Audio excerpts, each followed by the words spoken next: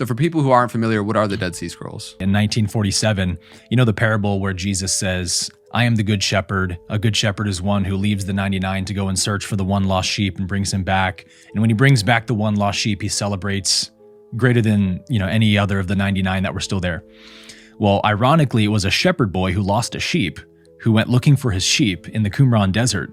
I've heard two different versions of the story, but the sheep wandered into a cave is one version. Another version says the shepherd boy was looking for his sheep, saw a cave and threw a rock into it, and then heard a shattering of pottery. And is like, what was that? He goes in and looks, and there's all these vessels of pottery in this cave. And the amazing thing, and this is how the universe works, right, is that these 2,000-year-old manuscripts in these clay vessels had been very pristinely preserved because of the bat dung that had fallen on them. Have you heard that? I didn't know that part, no. Yeah. They were covered in thousands of years of bat dung, which encased them even further from, the different bacteria that could corrode them and whatnot.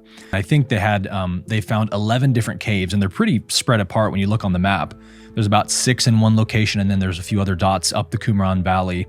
And so over the next few decades, they have different scholars come in, and there's some controversy about this because the only scholars allowed in were all Christian scholars. There were no Jewish scholars allowed to translate these manuscripts, which a lot of people speculate was probably some kind of cover-up from the Catholic Church, trying to make sure there's nothing in here that violates our religion, It's the entire Old Testament in many different manuscripts, except for the book of Esther, which I find interesting because the book of Esther is one book in the Old Testament that talks very negatively about women.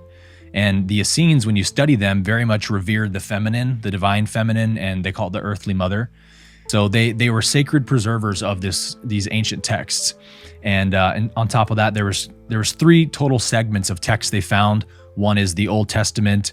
Another one is texts that are unique to the Essenes, and they describe a lot of their ritual practices and whatnot. This hit the scene in 1947 and really rocked the Christian, Catholic, and Jewish world. And when Edmond Bordeaux found the Essene Gospel of Peace in the Vatican in 1927, this was before the Dead Sea Scrolls were found. There's these scriptures that he found that also were found in the Dead Sea. So if you read the Essene Gospel of Peace, I think it's in the second gospel, it says manuscripts identical with the Dead Sea Scrolls. And it shows you all the parts that he found in the Vatican that were also in Qumran. So that, again, shows you that the Catholic Church has been covering up some pretty important manuscripts for a very long time. And it all really goes back to when Rome sacked Jerusalem in 70 AD. They actually sacked the Essenes in 68